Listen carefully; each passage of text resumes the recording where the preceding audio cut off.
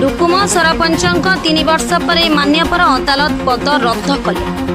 रायगड़ा जिला विषम कटक ब्लॉक अंतर्गत डुकुम ग्राम पंचायत जयंती सारका सरपंच पद को रद्द करिसेंती विषम कटक अतिरिक्त सिविल जज मान्यवर अश्विनी कुमार साहू। एप्रिल मास 25 तारिख में राय शुणाणी करिसेंती। सूचना योग्य जे डुकुम ग्राम पंचायत सरपंच पद पर 5 जन प्रार्थी निर्वाचन लड़े। जयंती सारका सरपंच भाव विजय लाभ करथिबा बेले पराजय प्रार्थी विनती पीडी काका विजयी प्रार्थी जयंती 3टी संतान रहिथिबा अभियोग आनी 2022 मसीह विषम कटक अतिरिक्त सिविल जज कोर्ट द्वारस्थ हुई विजयी प्रार्थी जयंती पद को रद्द करने को आवेदन कर मामला रुजु कर निर्वाचन नियम प्रकार 3टी छुआ थिले प्रार्थी निर्वाचन लड़ी पारिबे नाही बोली सरकार नियम रही।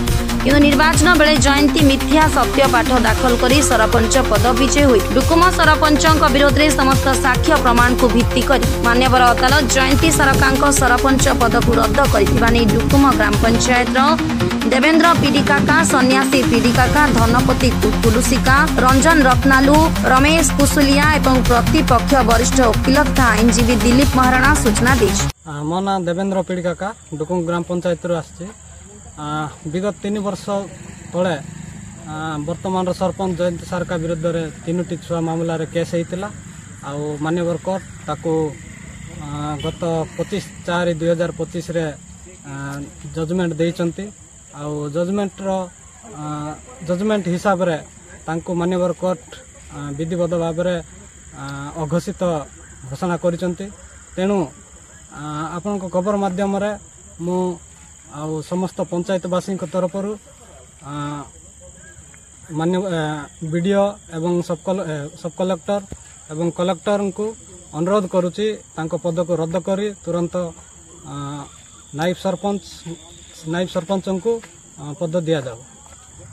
मु श्री दिलीप कुमार महाराणा एडवोकेट विषम कटक यही जो सरपंच 3टी संतान मामला नहीं कि जो केस मकदमा चली से मकदमा राय वर्तमान प्रकाश पाई गत 25/4/2025 तारीख दिन आउ मान्यवर अदालत से जयंती सारका जो सरपंच पद को रद्द कर देइछंती जेहेतु तांकर 3टी संतान रही कट ऑफ डेट पर से माने वर्तमान से एटा होची जजमेंट कॉपी।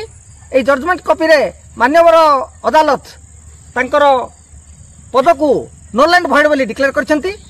तेणु मु एई खबर माध्यम रे मु विषम कटक वीडियो महोदय को अनुरोध करी से एई जो आदेश बल रे वर्तमान रही जो सरपंच जयंती सारका सभ्य पद को खारज तेणु तांकर समस्त दायित्व